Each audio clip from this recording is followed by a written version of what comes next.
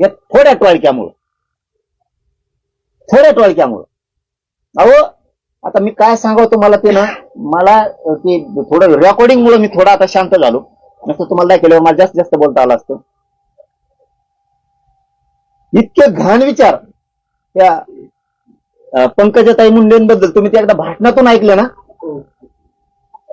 काय ठोकून असं काहीतरी मला लक्षात आहे ना ते हा हा असं असा शब्द वापरा खाजगीत काय असं तर तिथं माहिती दोन खाजगीत हा अरे ज्या माणसानं एवढी मोठी जात उंचीवर नेली त्यांच्या घरच्या वारसांबद्दल आणि लिखित बाबीबद्दल असं बोलतो हे मी माझ्यावरती आलंय म्हणून म्हणत नाही बरं का ते धुडक्या धाडक्याचा ते कोलतो मी त्यांना वाटत असेल त्यासाठी म्हणतो काय जे सत्य आहे तुम्ही त्या आरोपी कोण काढा बस का आता मी म्हणतो म्हणून त्यांना माहित व्हावा असं असं आपल्याबद्दल बी मग मीडियाच्या माध्यमातून माहित झाल्यावर ते तरी म्हणते नाही आमचं काय काय त्या जोड बघ म्हणून सांगायलोय मायावर बालंट आलं म्हणून नाही अरे आम्ही खंबीर येतं पक्के आमचं ते सोडून त्याला कशी खेटायची तयारी माही आणि त्याच्या नाही अरे आम्ही खंबीर येतं पक्के आमचं ते सोडून त्याला कशी खेटायची तयारी माही आणि त्याच्या गांडीत दम नाही समोर समोर खेटायचा आहे म्हणून तर असे ते नपुसक मेंगे चाळे करायला आहे याला मेंगे चाळे म्हणतात नपुसक चाळे गोळ्या चारणं औषध चारणं कुठं काय करणं मला तर तसं समोर समोर आला असतात तू मेला असताना तर मी मेला असतो जुदा उजेडन चिदा उजेडन चाल याला म्हणते क्षेत्रीय खानदान कुळ तुझ्यासारखं नाही चाल मला तरी वाटतं हे असलं जातीला डाग लावणार नालायक नासक जन्मलं आणि असले मेघे नपुसक टाळे करतोय गोळ्यान कुठं गाडीवर गाडी घालन तुला पैसे देतो नवी देतो आता कोणते रेकॉर्डिंग तुम्ही सुईपासून लावणार आता सुरुवातीपासून त्या आरोपींजवळ त्याला केलेले मेसेज म्हणतो मी त्या जो फेस कॉल केलेले face time call WhatsApp call साधे कॉल रेकॉर्डिंग आणि तो त्या दिवशी म्हणजे धरायच्या अगोदर 11:15 त्या सगळं त्या धने म्हणून सगळं बोललाय तो फोनवर 11:15 एकदम खालच्या थाऱ्याचा चिल्लरचा फोन उचलितो का हे सगळं भिंग फुटणं गरजेचं आहे. सरकारला माझी विशेष करून फडणवीस साहेब तुमचे वेळ बघा आहे का कुणी एखादा फोटो दिलेला असला तर आता कॅमेरा ठेवलेला आणि सगळे नेत्यांनी आपण आपले शीट सापडा उद्यापासून खालून मोबाईल ठेवलेत का काय अशानं भाऊ राजकारण होत नसतं त्या बावनकुळे साहेबाच्या भाषेचं काहीतरी आता त्यांना भाषा ऐकत नाही मला माहित असेल तर त्यांनी कामाला लागाव काही नाही बरं का ओदिशी नाही थोडीशी नाही मराठा नाही घरातून काही नाही फक्त मला वाटतं ह्या नीचपणावरच राजकारण चाललेलं आहे बऱ्याचशा नेत्यांपाशी ह्या गोष्टी आहेत मग हे देखील असं तो असा आहे मग तो भाता जाईन मधी नाही तर मग तो मेवणा जाईन मधी नाही तर तो तुला भाऊ जाईन मधी तो मावस भाऊ जाईन मधी नाही तर मग त्या चुलत्याचं असं आहे ते खूप गंभीर आहे संपदाताईच्या त्या पीडित संपदाताईच्या मुंडेचं प्रकरण 2-3 दिवस बोलल्यानंतर कुठे गेला त्याच्यात पण माहिती आहे हे नाटक मुकादमाकडे न्यायचं कारण ते सुद्धा त्याच्या जवळच आहे जणू तो PI का PAPI हा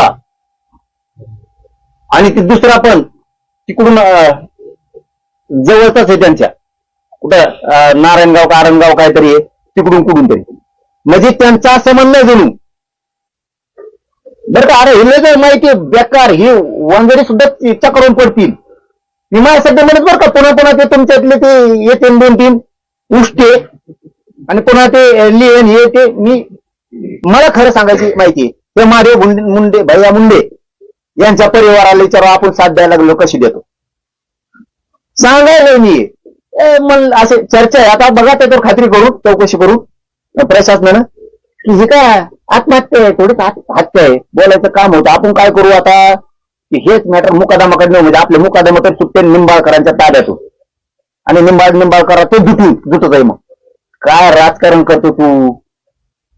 म्हणजे हे मॅटर आत्महत्या आहे, ते थोडीच हत्या आहे म्हणून शेवट लागत बसत सुटणारच आहे तुम्ही काही काही दिवसात. तर मग काय होईल? मग काय होईल? आपले 200-300 मुकादमे ते तरी बाहेर काढून घेऊ ना. पहिले मुकादमे कसे होते?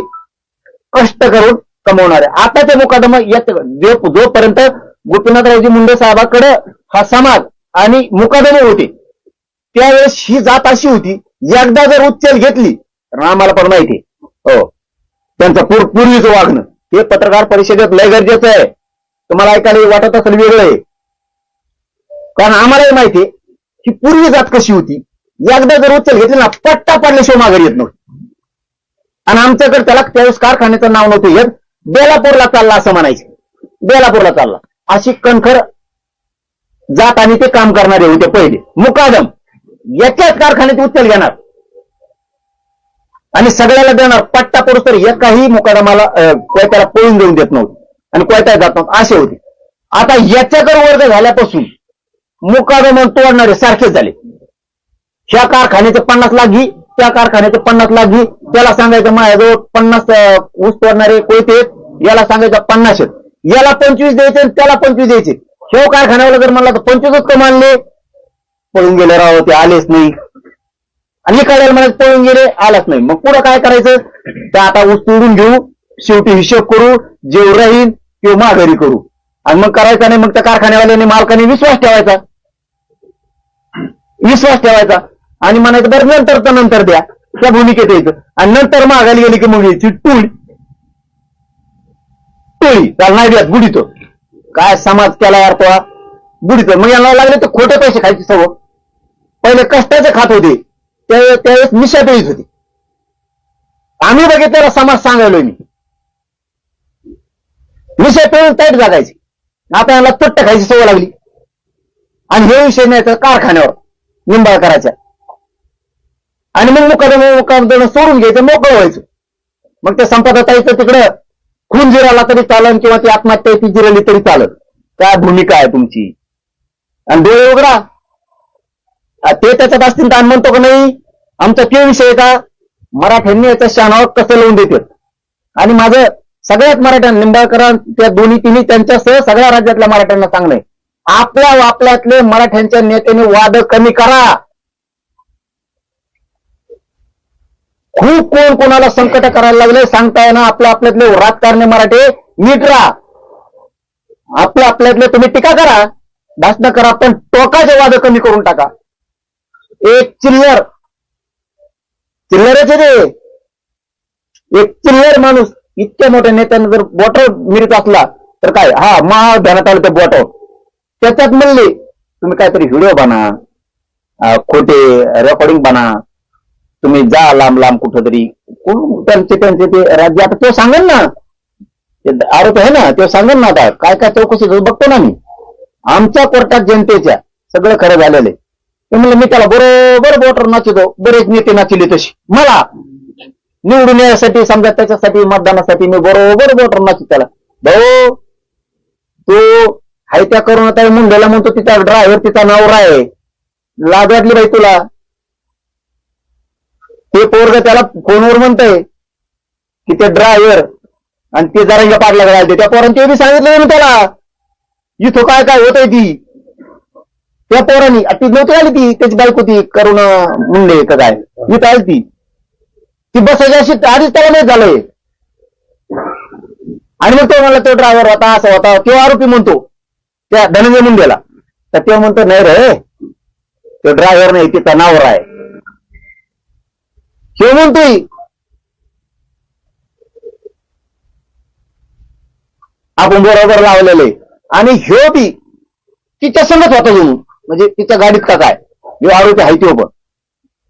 मग म्हणून मी मराठा समाजाला सांगतो करणारापेक्षा करून घेणाऱ्याला महत्वाचं आहे. आपली टीम कच्ची नाहीये चौकशी करायला. मराठा समाजाने समजून घ्या, मी बराबर करतोय. माझी विनंती फक्त मराठ्यांनी शांत राहा. तुम्ही शांत राहिले मला करता येतं. तुमच्याकडे येतच काम आपलं मोर्चा असला सभा असला तुम्ही फुल ताकद लावायची. सोपं काम तुमच्याकडं. अवघड आले पोर घाल तुमचं मर्दासारखं इथं. तुम्ही बाकी टेन्शनच घ्यायचं नाही. आता याच्यात गृह मंत्रालय, मुख्यमंत्री साहेब काय काय करतेत हे आपण बघतोय. मला तरी मुख्यमंत्री साहेबांना एक विनंती करायची, फडणवीस साहेबांना, असे राज्याला आणि राज्यकर्त्यांना घातक आहेत. अजितदादा थोडं बारकाईने याच्यावरती विचार करून बघा. आम्ही काय तुमच्यावर ढकलत नाहीत किंवा आमच्यावर आलं म्हणून आम्ही कोणावर आरोप नाही करत. मी पक्का आहे. सावध देव सावधाची भूमिका सांगतोय. इतकं सहज गाफील राहून हा विषय फडणवीस साहेब सोडू नका, अजितदादा सोडू नका, शिंदे साहेब तुम्ही सुद्धा सोडू नका. याच्या मुळात जाऊ द्या आता आणि याचा शेवट करा. ज्यांना ज्यांना मी सांगितलेलं काही खोटं वाटत असेल, म्हणजे राजकीय नेत्याला म्हणतो, त्यांनी तुमचा आमच्याकडे माणूस पाठवा. आम्ही तुम्हाला आम्ही बोललेल्याचा पुरावा देऊ. उदाहरणार्थ ते बावनकुळे साहेब म्हणतील नाव घेतल्यामुळं. अहो लय नेत्याचे नाव आहे, तो लय नेत्याचे नाव त्यांना शॉर्ट बसन. आपण आपले कुणी फोटो नेलेले असले, कोणाच्या काय ते जीपीएस काय मोबाईल गाडीच्या खाली ठेवणं, काय काय प्रकार आहेत, कोणाकोणाच्या तिथं कोणाला पगार वाढून दिले, ही खूप बारीक गोष्टीत घुसावं लागणार आहे गृहमंत्र्यांना. आता साधं वागून चालणार नाही. कारण वंजारी समाजाचे 75% जास्त अधिकारी हे प्युअर गोपीनाथरावजी मुंडे साहेबांच्या पायावर पाय ठेवून स्वच्छ चालतात. पण बाकी त्यांना येणी गिअर मध्ये घेतलेलं आहे. आरोपीला बोला, ते जरा सगळं बाहेर पडन. माझा घात होणार आहे, माझा खून होणार आहे, या निमित्तानं तुमचंही सगळ्यांचं उघडं पडलंय. तुमच्यावर काय काय षडयंत्र होणार आहे ते सगळं उघडं पडलंय. हे खरं तुम्हाला लय प्रामाणिकपणानं सांगतो. माझा घात करणार होते का, खून करणार होते का, गोळ्या औषधं चारणार होते का, रेकॉर्डिंग व्हायरल करणार होते का, व्हिडिओ व्हायरल करणार होते का, खोटे करणार होते, मी शरण येणं म्हणून मला बदनाम करण्यासाठी काय करत होते, ते काय होईल ते मी समर्थ त्याला समोर जायला. पण तुम्ही सगळे सावध व्हा आणि मागच्या भूतकाळात थोडी जा. आता कुठं कुठं आला होता का, काय काय केलं का, यांनी कोणते कोणते लोक जोडलेले आहेत का, कोण कोण आहेत, बारीक चिकित्सक व्हा. सगळ्या नेत्यांना सांगतोय, माझ्यामुळे तुम्ही सावध व्हा. आणि हा जाऊन दे तिकडे. मी इथंच नव्हत होतो, कुणी काही सांगितलं काय जाऊन तिकडे. पण जेव्हा मला खात्री पडली तेव्हा म्हणलं आता याच्या मुळात जावं लागेल. काही नेत्यानं सहज घेऊ नका, मग तो मराठ्याचा असेल नाही तर ओबीसीचा असेल. आणि मुख्यमंत्री साहेब तुम्हाला शेवटचं सांगतो, आजला राज्याचा नाश करणारा नासका त्याचा शेवट करा.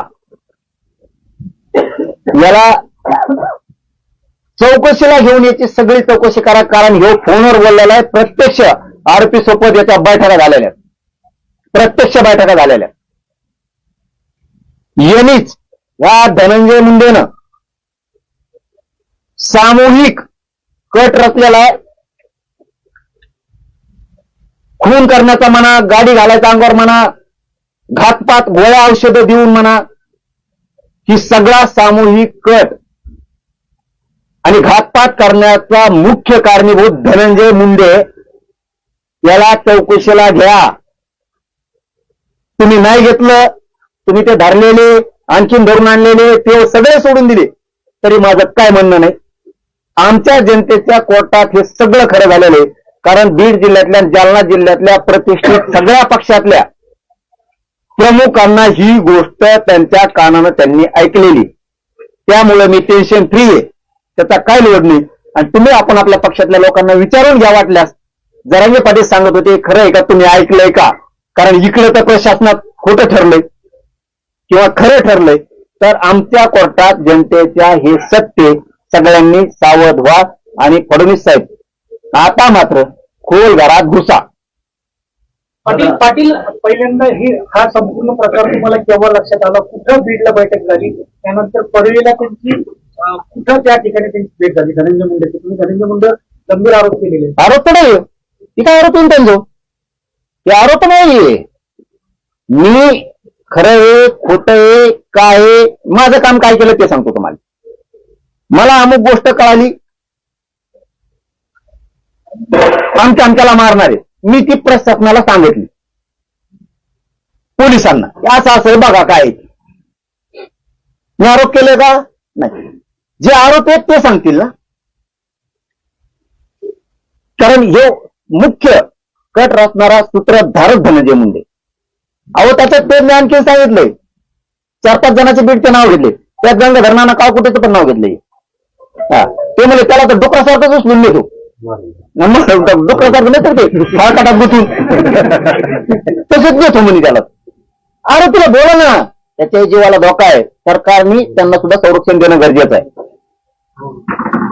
इथं हे लय मोठं टोक आहे, हे सगळं मध्ये घेणं खूप गरजेचं आहे.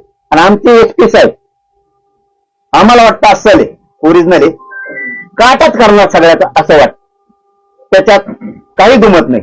कारण मी मराठा समाजाला त्यावेळेस सांगितलं होतं, तुम्हाला आता गॅजेट दिले, ही निवडणूक झाली की तुम्हाला 17 संस्थांचं ते पण सगळं देतो, म्हणजे जे तुमचं ही काय टेन्शन नाही, तुम्हाला सगळ्याला आरक्षणात घालतो मी, वर्षाच्या आत कोणाला ठूत नाही, पुरा महाराष्ट्र घालून टाकतो वर्षाच्या आत पुरा, तुम्ही काय ताण घेऊ नका. पण मला 1 वर्ष जरा थोडं आता काम करून द्या.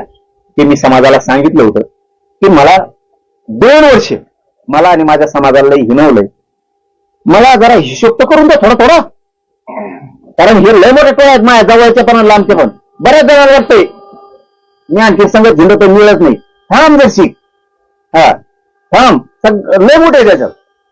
कुणी हे नेत्याचं ऐकून पत्रकार परिषद घेते, त्या नेत्याचं ऐकून पत्रकार परिषद घेते, मग विरोधात जाते. हे सगळे षडयंत्र बाहेर पडणारे. दिवाळी मागायला कोण कोण गेलं कोणाच्या बंगल्यावरती, हे टप्प्याटप्प्यात सगळं घेतो, पुराव्यासच घ्यायलो ना, असं नाही घ्यायलो नसता. इथून पुढं तुम्ही तुमच्या लढा आरक्षणासाठी महान नाव घेऊन बोलू नका. आपण माफ करायला सोडून द्यायला तयार आहे. तुम्ही तुमचा लढा सरसकट मराठ्यांची आणा, अर्धवट आणा. मी ह्याच जी वरती दोन्ही साताऱ्याच्या म्हणजे पश्चिम महाराष्ट्राच्या मराठवाड्यातला सगळा मराठा आरक्षणात घालतो. तुम्ही आता मागे सांगितलं मला ते विषय याच्यात घ्यायचा नाही. फक्त एक गोष्ट लय महत्वाची, आता मात्र ही गोष्ट सगळ्या मराठा समाजाने गांभीर्यानं घेणं गरजेचं आहे. अशी वेळ प्रत्येकावर येऊ शकते. या टायमाला जर तुम्ही भूमिका घेतली, जाऊन द्या तिकडं, आपल्याला विचारातच घेत नाही, म्हणजे संघटना असतील मराठ्यांच्या, नेते असतील मराठ्यांचे, राजकीय असतील, समन्वयक असतील, सेवक असतील, उद्या तुमच्या वेळी तर त्या टायमाला असं वाटलं नाही पाहिजे की तुम्ही आमच्या टायमाला नव्हते. असं वाटलं पाहिजे राज्याला मराठे 17 जागेवर आहेत. पण ज्यावेळेस असा घातपाताचा कट रचला जातो, तुम्ही डायरेक्ट मुळावरच उठता, त्या टायमाला मराठे एक जीवानं मुसंडी मारते समोरच्याला की संदेश राज्यात आणि देशात गेलाच पाहिजे.